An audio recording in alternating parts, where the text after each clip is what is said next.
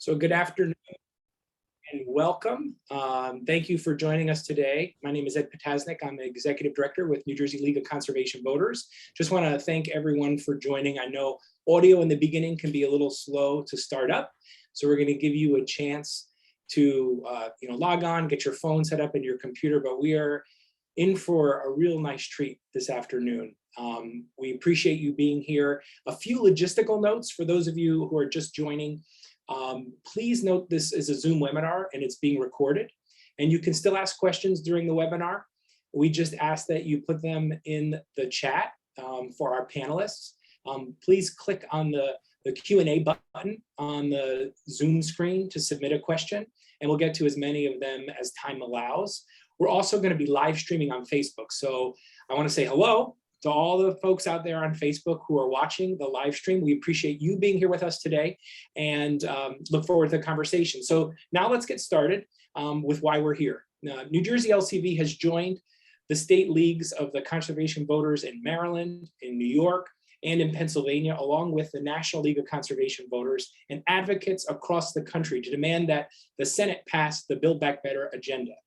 This agenda will help us to combat climate change, to generate high quality green jobs and advance environmental justice. This is really an historic opportunity to pass the most important climate legislation in American history.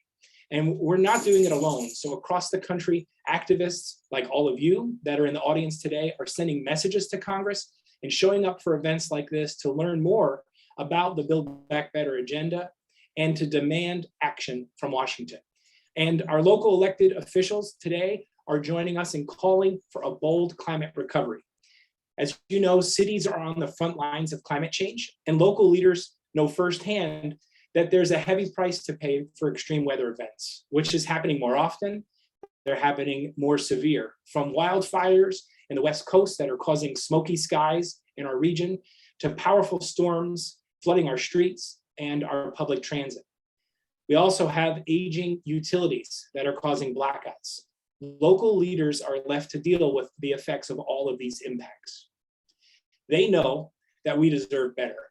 Today, we're going to hear from 4 local leaders from the Mid-Atlantic region as part of our push to get the Build Back Better Act passed. Joining us here are Delegate Stephanie Smith, Chair of the Baltimore City House Delegation to the Maryland General Assembly, Mayor Stephen Phillip of Jersey City here in New Jersey, where I am, Mayor Byron Brown of Buffalo, New York, and Mayor Paige Cognetti of Scranton, Pennsylvania. So I want to thank all of them for joining us. I want to thank you in the audience for joining us and for everyone who made today possible. We are excited to hear a few remarks from each of our local leaders before we start a discussion, which is going to be questions and answers from you. Again, just hit that Q&A button if you have any questions. Our first speaker will be Delegate Smith. Stephanie M. Smith is serving her first term in the Maryland House of Delegates, where she represents Baltimore City's 45th State Legislative District. She also chairs the Baltimore City House Delegation to the Maryland General Assembly. A member of the House Appropriations Committee, Stephanie sits on Education and Economic Development and Oversight Committees on Pension, which is a subcommittee. By day, Stephanie serves as Assistant Director for Equity and Engagement and Communications in the City of Baltimore's Department of Planning. Prior to joining the General Assembly, Stephanie worked in the federal policy arena as a staffer and lobbyist, advancing public health, voting rights, affordable housing, and environmental justice for the most vulnerable communities. Active in the Baltimore community, Stephanie served as a host to the Baltimore nonprofit boards. She's also currently serves on the board for Maryland School of the Blind.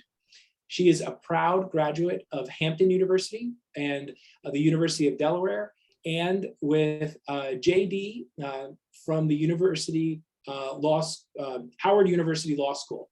She's a member of the Maryland Bar. She lives with her husband and 2 young sons and mother in East Baltimore. And so I want to thank you for joining us today, Delegate Smith, and pass the stage over to you. Thank you so much, Ed. And I just want to say thank you to LCV for convening all of us. And I just feel really honored to be sitting with these great mayors from across the Mid-Atlantic. And so I want to say hello to Mayors Phillip, Brown, and Cognetti. It's great to be with you all. As we know, I'm coming from Maryland, right in the middle of East Coast. And, the Build Back Better bill, we know it's passed the House. We know that it's a slog to try to get it out of the Senate, but we're here because we're not giving up, right? We're all here because we want to continue to put the pressure on. And just to, paint the picture of what that means for Maryland, from 2010 to 2020, we've had 31 extreme weather incidents that have, totaled over $10 billion in costs. So that just is, kind of an example of what it means for states, for localities to have to deal with the burden that climate change puts on us as government, but also fundamentally changes the lives of the people we represent in ways that are often just very daunting.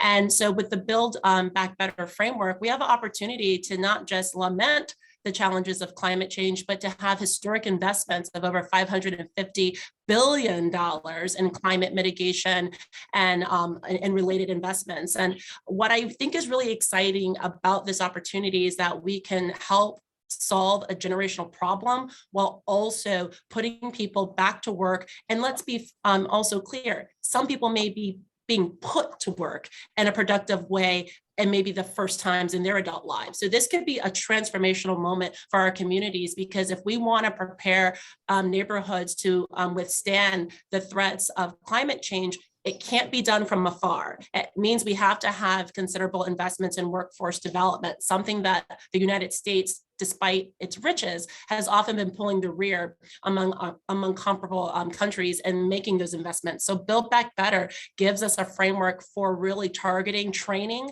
around not only careers, but careers that are relevant to fighting climate change, but are also relevant to the 21st century. And the last thing I want to lift up is that Build Back Better endeavors to create a civilian climate corps to really get people trained to be on the front lines in their communities. And I know in the Maryland legislature, we are advancing our own similar legislation right now through our own climate solutions suite of bills. So I know that none of us are going to be giving up at the local level, but we really do need the federal government to get it across the finish line. And I'm happy to be here fighting for that with my colleagues on this panel. Thank you for having me today. Well, thank you, Delegate Smith. And we're going to come back and do a little panel discussion. But next, we're going to hear from Mayor Stephen Phillip, who is the 49th mayor of Jersey City, which is the most diverse city in the nation and soon to be the largest city in the state of New Jersey. Since Mayor Phillip took office in 2013, residents have seen 7 consecutive years of stable taxes, over 300 new police officers hired, 1,500 units of affordable housing built, expanded recreation, nearly $10 million invested in parks and open space, and roughly 800 small businesses opening, creating approximately 10,000 new jobs. Under his leadership, Jersey City became the first city in the state and the 6th city in the country to ensure that there was paid sick leave for all workers. Mayor Phillip pioneered new ideas for helping prisoners re-enter society. He's passed legislation to protect small businesses, made Jersey City one of the greenest cities in the nation. So I'll say that again. Jersey City is one of the greenest cities in the nation. He's undertaken public safety reform with the police department now seen as a model for diversity. And Mayor Phillip has led the city to record economic development that's benefited families at all income levels. He is a first-generation American, a lifelong New Jerseyan, a Marine, and a triathlete. He grew up in a Jewish family in Edison, New Jersey, and is parents, son of Romanian immigrants. He graduated from Binghamton University in 1999 and spent time abroad studying at Oxford University. After college, he joined Goldman Sachs, and on September 11, 2001, Mayor Phillip was working in the Lower Manhattan when the first plane struck the Twin Towers. A few weeks later, he decided to put his career at Goldman Sachs on hold and joined the United States Marine Corps. Mayor Phillip's unit deployed to Iraq in 2003. There he served as part of the 6th Engineer Support Battalion. And in 2006, he completed his service to the Marine Corps Reserves with the rank of corporal. So I want to thank you for your service. Thank you for your work in Jersey City. And of course, thank you, Mayor Phillip, for being here today, and turn it over to you. Thank you, Ed. That was a long bio. I got to talk to my office here. Let me just say also to you, I really appreciate the partnership that New Jersey League of Conservation Voters have had with Jersey City and advocacy for change in Scranton. It really is second to none. And I hope that the people from across the country and the region that hear you and get to know you understand the force of change that you are here in New Jersey. And I also want to just thank the other mayors that are here. We all have similar challenges, and of course, Delegate Smith for articulating how she sees the challenges that we face and the opportunity here from a state level.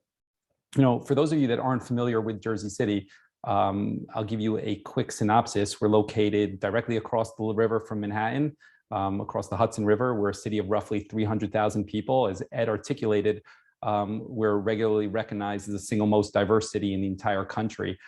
Historically, it's been a city of immigrants, and that goes back to the Polish, the Italian, the Irish, because we're the home of Ellis Island, and that hasn't changed. Although the immigrant communities have changed, that we see more South American, Central American, and Asian communities, we're still very much a diverse city and a city of immigrants. I think the other mayors on the Zoom call today will articulate as well as I can about the challenges that mayors face day to day, whether it's EMS response time, whether it's healthy food options, whether it's pollution, whether it's affordable housing, whether it's crime issues. And we each struggle to tackle specific pockets of those specific issues in our respective cities.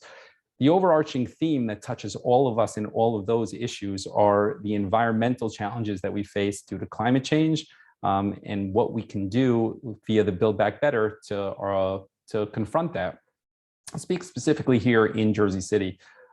We are seeing flooding at an unprecedented level as we see more and more storms that are classified as 50-year storms, 100-year storms, several 100-year storms happening what seems to be annually.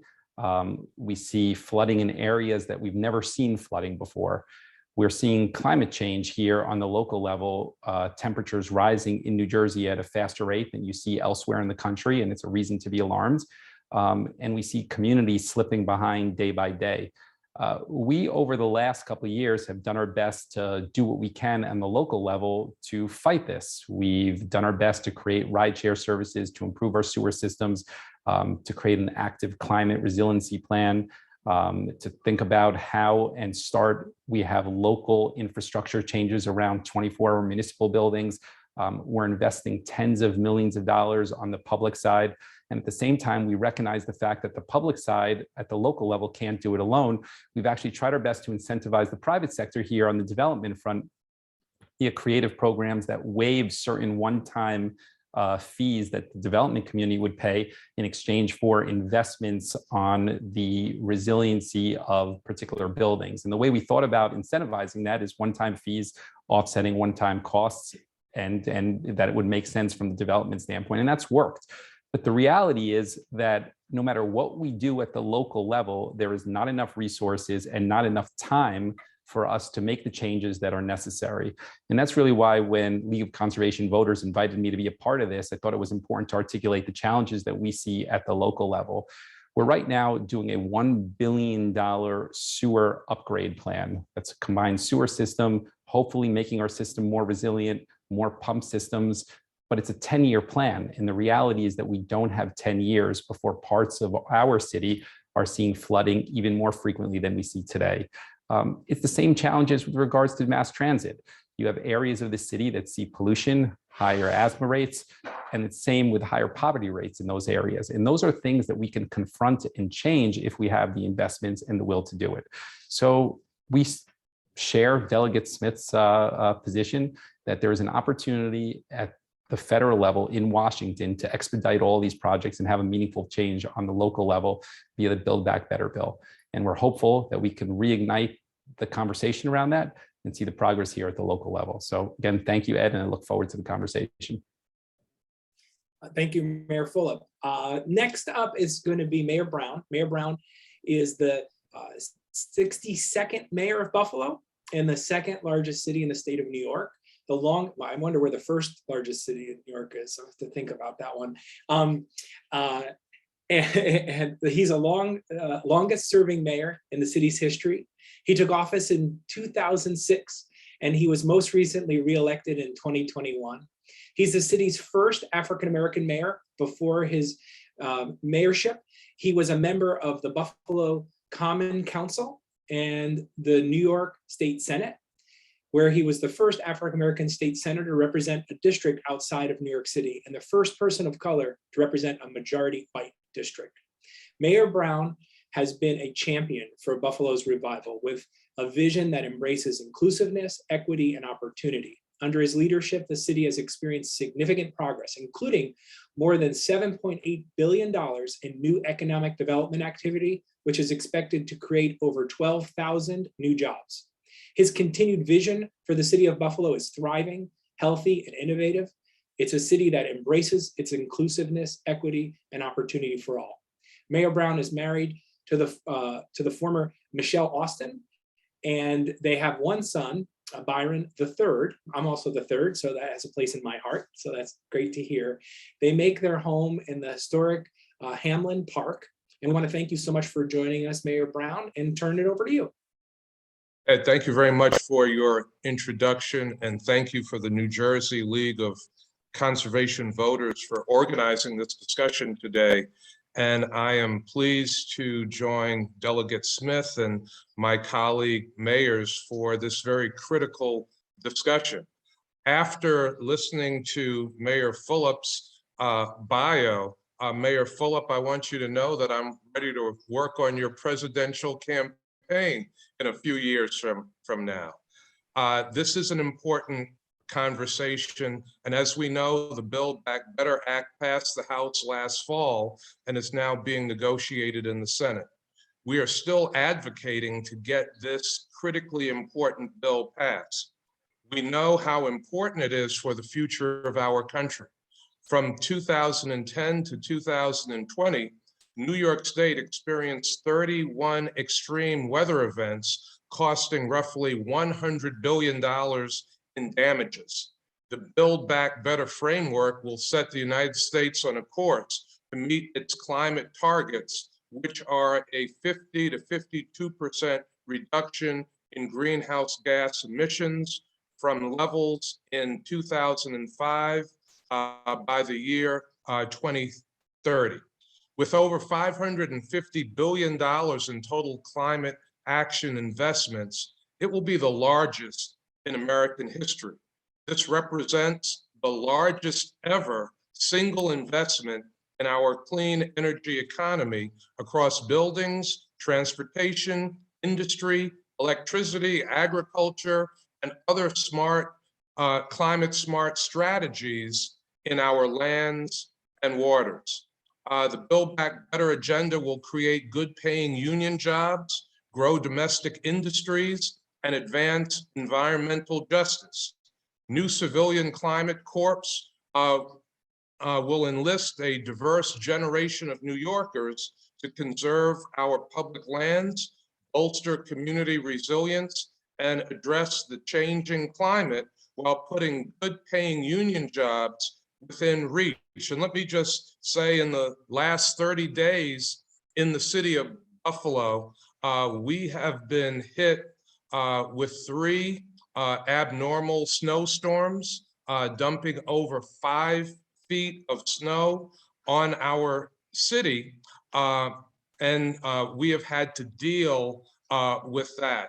Buffalo is known for snow. We are recognized as one of the best places to deal with snow in the nation. But what we've seen with these 3 storms within a 1-month period of time, it's not usual even for the city of Buffalo. And it certainly speaks to what we're seeing all across the country when it comes to climate change.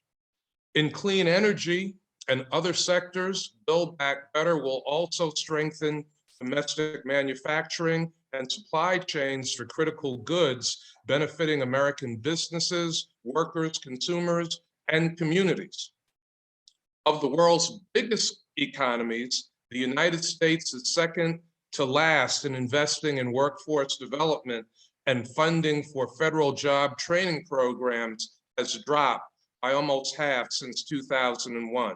The Build Back Better framework invests in training programs that will prepare New York's workers for new jobs that will need to be filled once the bill passes. We expect an increased number of jobs in the green and clean energy sector. These jobs will be skilled positions that will empower the middle class. Building EV charging stations, windmills, bike paths, and parks are just a few examples of what to expect. Global climate change and environmental justice issues are no different, and that is why I know that without a national, coordinated, and properly funded approach, our efforts to protect the globe's climate will inevitably fall short. While Buffalo has made important strides to fight to protect the planet, including becoming a certified climate smart community and expanding our green energy usage goals, the impacts of these decisions are limited without a stronger national agenda. As a mayor who shares an international border and leads a majority-minority city, I need to back up my local actions with a national agenda that not only provides resources to local efforts, but signals important policy changes that enable us to use those resources in a way that benefits our entire community in an equitable manner, promotes regional cooperation, and becomes a catalyst for international cooperation. The Build Back Better Act will improve Buffalo by investing in repairing old buildings to create more affordable housing, cleaning up Superfund sites, building green buildings that have eco-friendly power sources, or even have green roofs to capture carbon. In the long run, this will not only improve our environment, but will also save everyone in our community and beyond money. Thank you. Thank you, Mayor. Really appreciate that. And we'll come back in just a minute. We have one more speaker. Our final speaker is going to be Mayor Paige Cognetti of Scranton. Mayor Cognetti took office in January of 2020 after being elected in a special election, becoming the first woman elected mayor of Scranton, and won re-election to a full term in November of 2021. So that was just this past year. Prior to becoming mayor, she served on the Scranton School Board and as an advisor to the Pennsylvania Auditor General, and worked in the US Treasury Department during the Obama administration.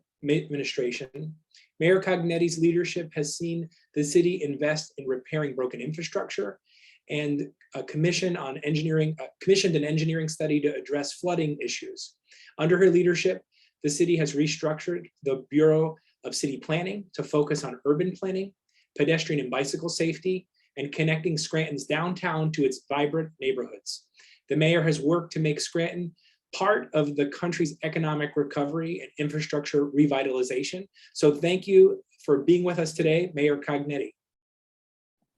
I turn it over to you. Thank you, Ed. So nice to be with all of you, and thank you to the League of Conservation Voters and my colleagues from throughout the region. I think that you can see it behind me. This is the original, over my shoulder, the original Scranton flag with coal breakers as the predominant image. Scranton was built on anthracite coal mining, and during the 19th and into the 20th century, we quite literally powered the nation. My home is built on top of an old coal mine. My family sleeps on top of our energy past, and at night, at our dinner table, we discuss how we're going to achieve a safe and sustainable energy future. Older cities like Scranton, with this history of industrialization, have local environmental needs that President Biden knows well. because he's from Scranton. He, saw these breakers. He saw the burning culms when he was a kid. He rode his bike around them. He knows, he has that experience of what it's like to live in a post-industrial city. And I think when we look at the Build Back Better plan, when we look at these bills, when we look at all of the money that's going toward our energy future and cleaning up our energy past, we know that he's put his own stamp on this. We in Scranton have to look at our past. We're still cleaning up. The city's come a tremendous way, and there are no longer burning culms here in the city, but there's still a lot of work to do. Underneath us, our stormwater infrastructure still needs a tremendous amount of work. There are still places in the region that need a lot of work, and we've got to change and start looking to our future and figuring out, what does the energy future look like? And what are the jobs that are going to be available? What is the training that's going to be available, so that we know who we're going to put in those jobs and how we're going to educate our kids and put them into a situation where they can survive and thrive, and where our climate is going to be better. As the mother of a 2-year-old, I worry about this day in and day out. I'm sure my colleagues on the panel with me here feel the same way about their kids, and anyone watching feels that same way. We're worried about our climate future, and this bill that's before the Senate is our chance. This is our chance. It could be our last chance as we go farther and farther. It's 2022. We're going into this 21st century knowing the road ahead is tough, and it's only getting harder. So it's imperative that the Senate pass this bill. It's imperative that we get these programs going. We've got to be serious and honest about what our industrial past looked like, how that evolved, and look to the future and make sure we're being honest and putting those plans with dollars. The bill does this. It's the chance that we have. It's the chance that we have at the federal level. So I know my colleagues on this call have been fighting this in every conversation for these last couple of years. This really is our chance. Congress does need to act now before it is too late. And we need to make sure that we're keeping the past in our minds, but we're always looking to the future. The Build Back Better bill does that. We'll keep fighting for climate change here in Scranton, and I look forward to hearing more from my colleagues about the things that they're doing. Awesome. Well, thank you very much. So this brings us to the question and answer period. Some people have been submitting questions. To do that, at the bottom of your screen, there's a Q&A. You click that to submit a question. Just a quick reflection on what I heard. I heard jobs, jobs, jobs, local can't be outsourced, good paying family sustaining union jobs in local communities. I heard a lot about climate change and the devastating effects that it's having on our local communities, our cities, from more frequent and intense storms. And in addition, I heard about health, the impact of burning fossil fuels on our communities, and sort of this idea about how we move forward to a clean, renewable future where we don't have to have the devastating impacts with increased rates of asthma or cancer from pollution. So I'm gonna take the first question. I'm gonna ask Mayor Cognetti, but then if anyone else wants to chime in, feel free to do that. And it has to do with lead exposure, because Scranton has faced, like many places, issues with lead in homes, lead service lines that lead to homes. When the public first became aware of the water crisis in Flint, Michigan, Scranton was one of 18 Pennsylvania cities to have worse water quality than Flint did. And recently, the bipartisan infrastructure law contained $15 billion to remove and replace lead service lines. But experts are actually estimating that to fully replace the lead service lines across the country, it would cost 3 to 4 times that amount. So obviously, there's going to be more money needed to get us there. And the Build Back Better Act has provisions to double investments in lead service line replacement and getting that lead out of homes. It's particularly bad for our young people as they're growing and developing, but there's no safe amount of lead in our water. So can you tell us, Mayor Cognetti, what additional resources would look like and how they could help Scranton to address this public health crisis or threat? Yeah, we are grateful for the focus on this. And the American Rescue Plan has provisions for infrastructure, so we're looking at those pieces. Also, HUD has an Office of Lead and Hazard Control and a Healthy Homes program. Scranton's not a part of the Healthy Homes program yet, but I've been in touch with other cities that are. Lancaster, Pennsylvania is one of them. I'm working with them to see if it's something that we should apply for and start that here. We have an interesting situation here where we sold off our sewer system. Our water and sewer system predates me, but we will work with our water company here on these things. So it's definitely going to be a kind of public-private partnership as we try to address these things, especially in the water system. But we're very grateful for the provisions in ARP in the infrastructure bill, working with HUD, and we'll continue to try to use the playbook from other cities that have done this before us. Awesome. Anyone else want to share any thoughts about how more funding for removing lead service lines or removing lead from homes, businesses? Yeah, I would just piggyback on what the mayor said and just express that here in Jersey City, we have very, very old infrastructure. So it's very, very similar to what she articulated. In particular, we see the challenges in our schools. We're currently spending $14 million.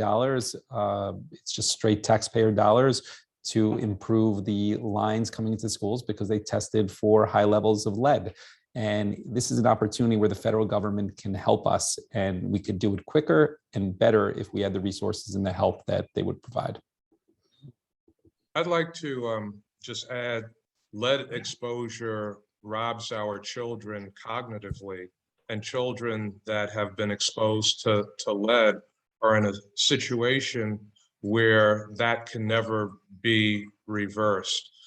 So the funding that is available through Build Back Better to address lead lines, lead water lines is critically important. In Buffalo, we started an initiative a few years ago called ROLL, Replace Old Lead Lines, where we began to replace lead lines in our city, but no city, no community has the money that is needed, particularly in older American cities, to do this replacement on their own. So the money that is included in this bill, in addition to the American Rescue Plan, is critically important for us to be able to address this issue.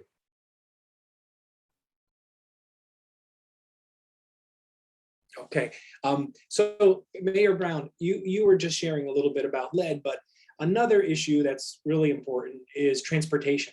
The transportation sector, you know, cars, buses, trucks, medium and heavy duty vehicles, our shipping and all of that is one of the largest sources of greenhouse gas emissions and air pollutants in New York State. Children especially are in danger from air pollution every time they step on a school bus. I remember that smell from when I was a child. I was fortunate enough to be a high school teacher, and when we took a trip, I was taken down memory lane. But it is stinky, it is gross, and it's bad for our health. And our little ones are getting on there.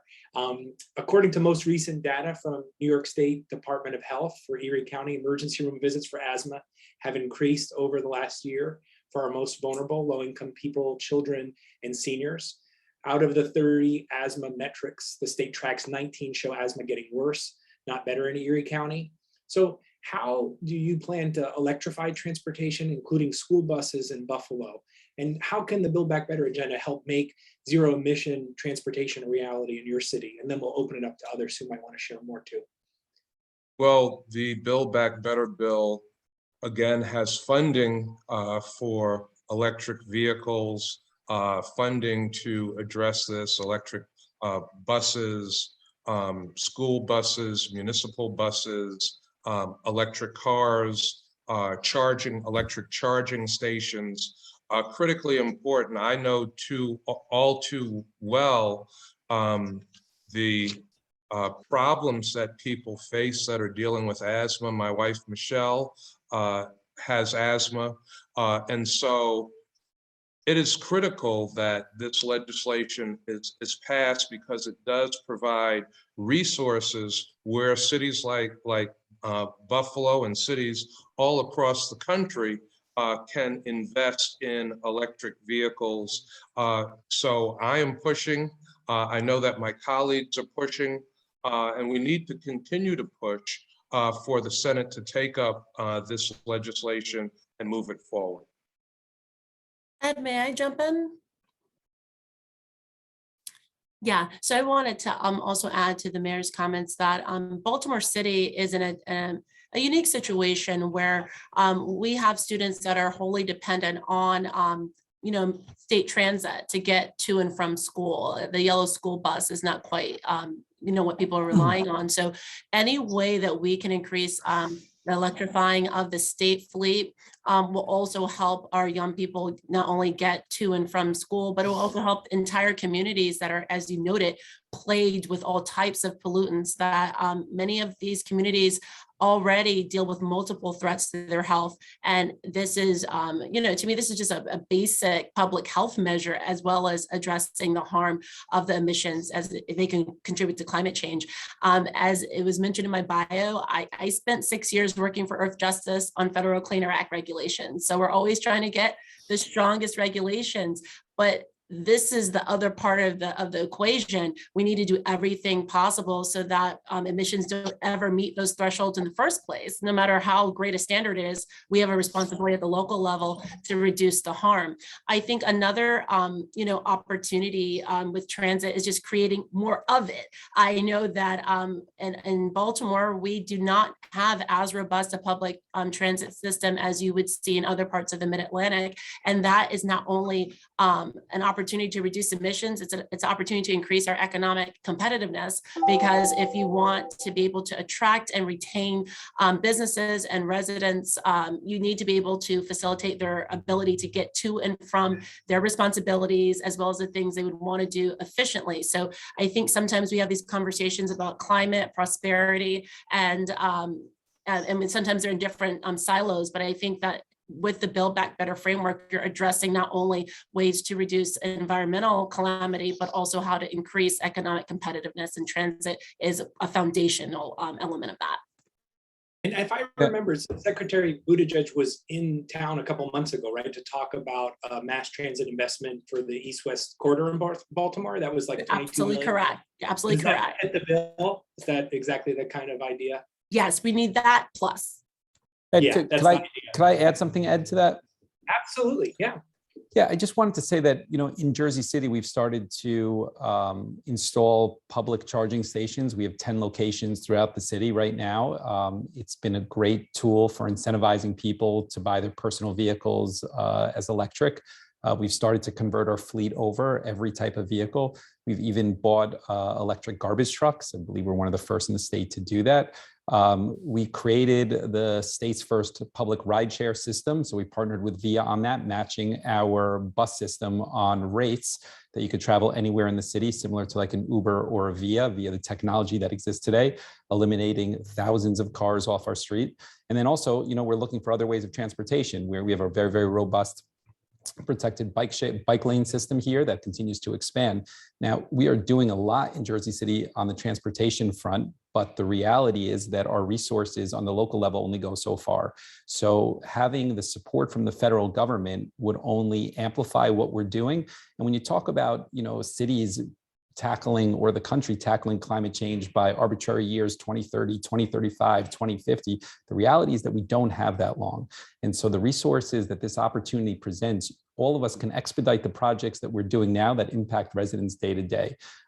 Mayors are on the ground here. We see our residents every single day and the challenges. There's nowhere to hide when you're a mayor and you see the challenges that climate change bring. And these resources are vital for us. And I think that's the reason why we're all here.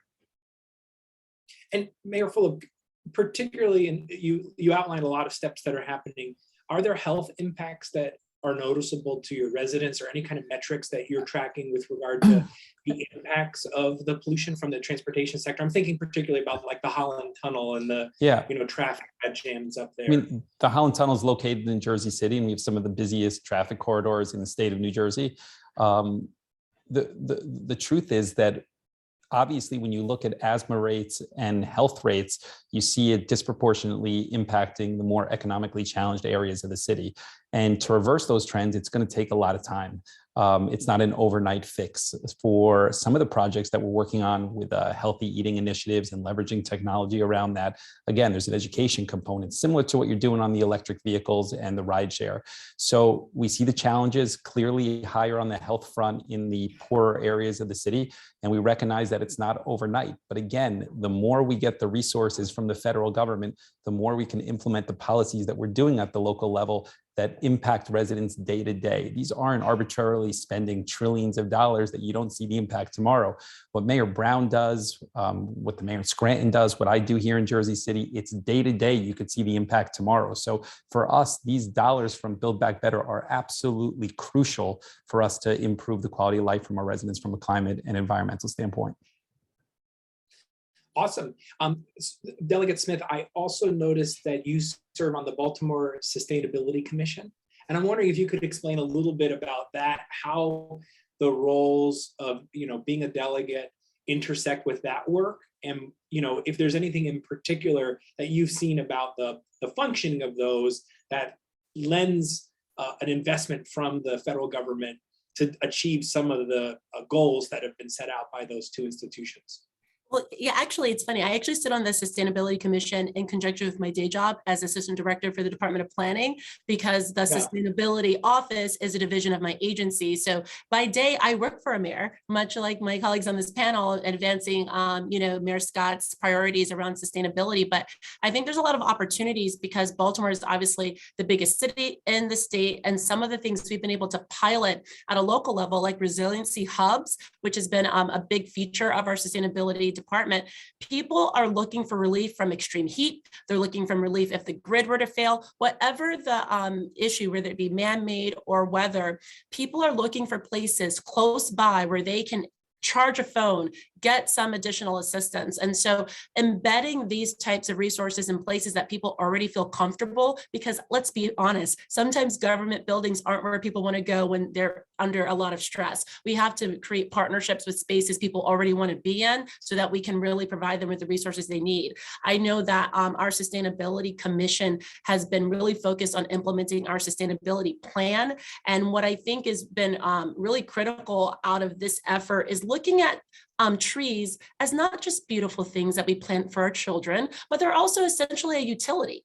And so I think we really have to think about how we talk about tree canopy in a way that really is a little bit different than just the beautification part, because we all think they're beautiful. But I represent literally the hottest part of Baltimore City. The temperatures are the highest here because we have the least tree canopy. So working with our partners here in the city, as well as state officials, we were able to get a bill led by a Baltimore County delegate to increase urban tree canopy funding that will of course benefit Baltimore City, but will also benefit other parts of Maryland. So I think it's really great for me to have the vantage point of a local, employee working in a city, as well as being a state delegate, because sometimes people don't understand how all of these systems work together. We can incubate some ideas at the local level that perhaps can take a larger scale at the state and federal level. And I think that's what's exciting about the opportunities to, work at the local level. You can really incubate some really great ideas that can go to scale and benefit the states in which we operate.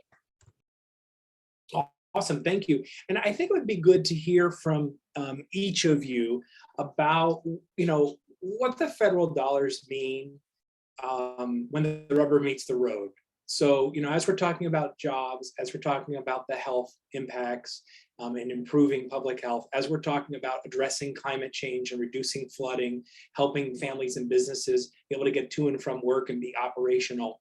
Tell us a little bit about the budgets that you work within and the limitations, because I think a lot of folks, think about the, funding and they look at the dollar signs and the impact. It was interesting when President Biden visited most recently and the bridge collapsed on the day that he was arriving to talk about infrastructure. A lot of the pipes that we have, they're underground. When they collapse, we get a flood and there's a repair. But the infrastructure that's required and the investments there are quite significant. And as we talk about addressing climate change or renewables, energy efficiency, they're not things that we can see as clearly as a bridge that's in need of repair. Talk a little bit about the budget constraints and the importance of those investments. I think we've made the case around a lot of those other aspects, but when the rubber meets the road, what does it look like as you're doing your budgeting? How much wiggle room do you have? And could you do any of this work on your own without that investment? And maybe we'll go in reverse order on the speaker list with Mayor Cognetti going first.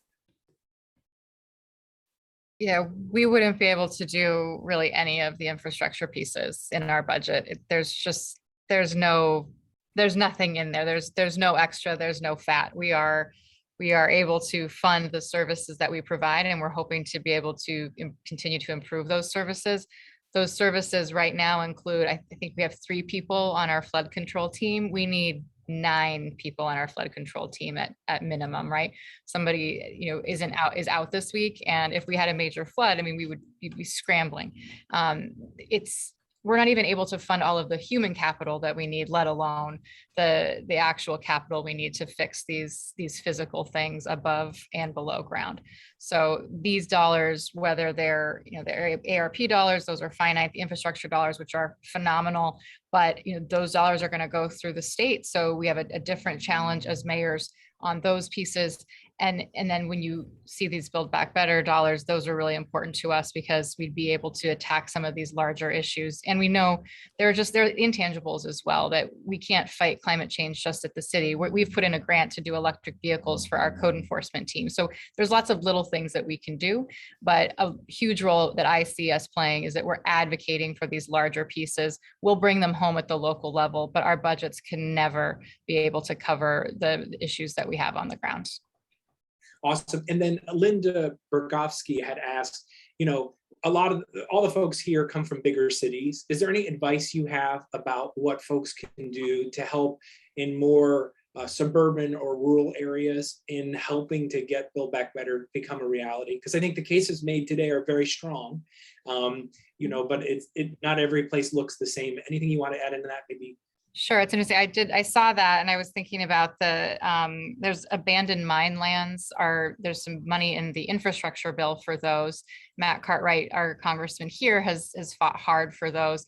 There are, for example, abandoned mine lands throughout Pennsylvania. We have the most acreage in the entire country. Those aren't just in Scranton, right? They're throughout the entire state. They're certainly out throughout our region. And lead pipes aren't just in cities, right? Lead pipes are in smaller towns. They're in rural areas. These issues where a lot of times it's us in more urban leadership positions that talk about them. Those infrastructure problems are in the smaller places as well, even in the rural places. So these dollars are going to be applicable across our states, across our regions, whether it's an urban setting or a rural setting. Awesome. So Mayor Brown, you're next up. Sort of the financial implications, like what can your budget really withstand? What would be possible without the kind of investment that Build Back Better proposes? And then any advice for more suburban or rural communities about what this means and how they can help, generate the kind of enthusiasm to get the bill across the finish line through the Senate and over the House onto the president's desk? Mayor Cognetti is absolutely right. There is never enough money to go around in municipal budgets to address all of the critical needs that our communities have. We have to spend strategically, and we have to spend in a way that we are making progress every single year. But the amount of money that we have to spend municipally just scratches the surface of these infrastructure issues. In the city of Buffalo, given all of the areas of spending that we have, we're able to spend maybe about $50 million in total on infrastructure issues annually. We have something that we developed about 1.5 years ago called the People's Infrastructure Agenda, where we did an estimate of the cost of repairing roads, sidewalks, bridges, installing broadband in the areas where people did not have it. And that alone exceeded over $300 million. So what we're able to spend municipally in any given year just simply scratches the surface. And as Mayor Cognetti said, the issues that we have in urban communities and what Build Back Better will fund are the same in suburban communities and rural communities. Many of the issues, many of the needs for infrastructure, for replacing old lead lines are exactly the same. So it's incumbent upon all of us to reaching out to our United States senators in every way that we possibly can to impress upon them that these aren't urban issues or suburban issues or rural issues. They're not Democrat issues or Republican issues. They are American issues. They're issues that affect all of us, and we all need to be in this fight together. Great. Mayor Phillip, if you could share a little bit, if there's anything additional budget-wise, and then in particular, like, what folks who are listening or, streaming on Facebook, what do you think they can do to really make a difference here in the last stretch to get the bill across the finish line at the federal level? Yeah, I mean, I'll try and put in perspective from the Jersey City standpoint on the projects that I touched on earlier. So I talked about our combined sewer system and the upgrades to that. That's $1 billion project. It's a 10-year project. We started it a month ago. So we're looking a little bit more than $100 million per year. Significant investment. On the next city council agenda, we're dealing with that rideshare system that I touched on earlier and getting hundreds of cars off of our streets. It's environmentally conscious. It's about $7.5 million. We do millions of dollars of bike lanes per year. The list goes on and on. The challenges that we have is, as mayors, we're at the local level and directly accountable to residents with every decision that we make. So if you think about, let's say, the electric garbage trucks that I mentioned that we purchased earlier, they're several $100,000 more expensive than the traditional garbage truck. So mayors have to make a choice that balances being climate conscious and environmentally thoughtful versus being thoughtful on the tax front and what type of burden can a resident sustain. Until you could balance out those costs, you're going to have a lot of mayors not making the choices to buy the more expensive, but perhaps environmentally conscious decision. And so we need help from the federal government because that's the real opportunity to balance that out. And so our hope is that we continue to press collectively the senators. And on the local level, Ed, you can attest to this as well. Millburn, New Jersey is a great example of the change and how climate change and the environmental impact is felt by everybody. It's a wealthier town here in New Jersey, certainly a more affluent. They have a beautiful downtown and was decimated by Hurricane Ida not too long ago. It's actually the place that Governor Murphy did his press conference in the days after to highlight the destruction there. So it goes to the points that the previous mayors make, that it's not just an urban issue. It is a suburban issue as much as it's an urban issue. And there's an opportunity for those mayors to have the same voice that we do. That's the only way you're going to get it moved. I appreciate that. In New Jersey, in Ida alone, we lost 30 people. So I'd say this is, climate change is a health issue, particularly for the people who lost their lives, and the list goes on.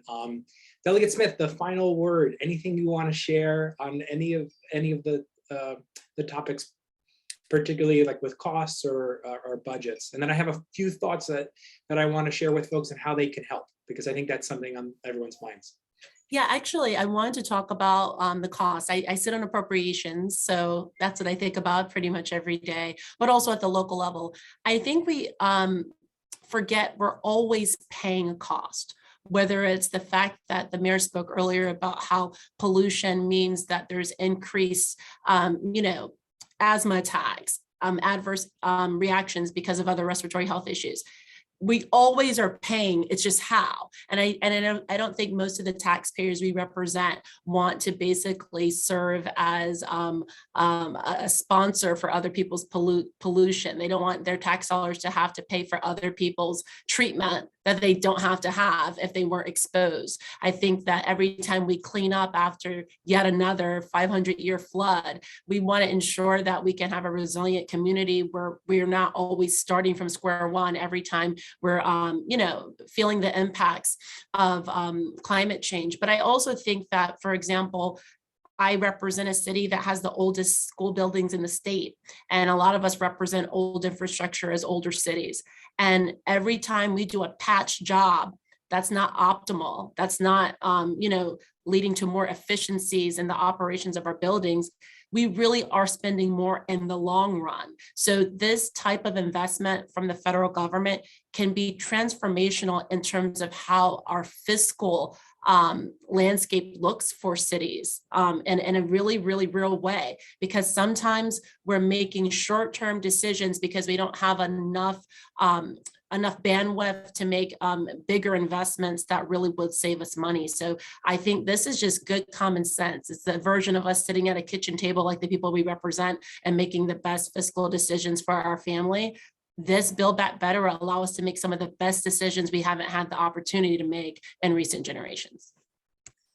Awesome, thank you. I told everyone you were in for a treat. I think you can see the strong leadership and the panel we put together today to share how important Build Back Better is for jobs, for health, for climate change, and local communities. I want to thank everyone for joining us. I hope you're going to keep in the fight for bold climate action. We will only see these policies if we keep up pressure on Congress. So I want to ask you to join us to take action today. It's a critical way to make your voice heard. In the chat, there's a link for you to learn about how you can put pressure on representatives and senators in Congress. Publish your thoughts in a local state media. I have a newspaper here. I brought a prop. Right here on page 1, it says electric cars set for breakthrough as sales soar. So, the decisions that are being made are spurring a new kind of future, and we need your help to get that. Our team is going to be able to help you to brainstorm ideas, help draft a letter and submit it. So if you click on that, you can get involved. All of us from the League of Conservation Voters in Pennsylvania, in New York, in New Jersey, and in Maryland, just want to say thank you so much for being here, for your time and your dedication. Let's keep up the pressure, keep the goal in mind, and keep rowing in the same direction together. Mayors, delegate, thank you for all you do, and we look forward to continuing this work together in partnership. It's the only way we can get it done, and we're so pleased to have partners like you on our side. Thank you very much, and everyone have a great evening. We'll see ya.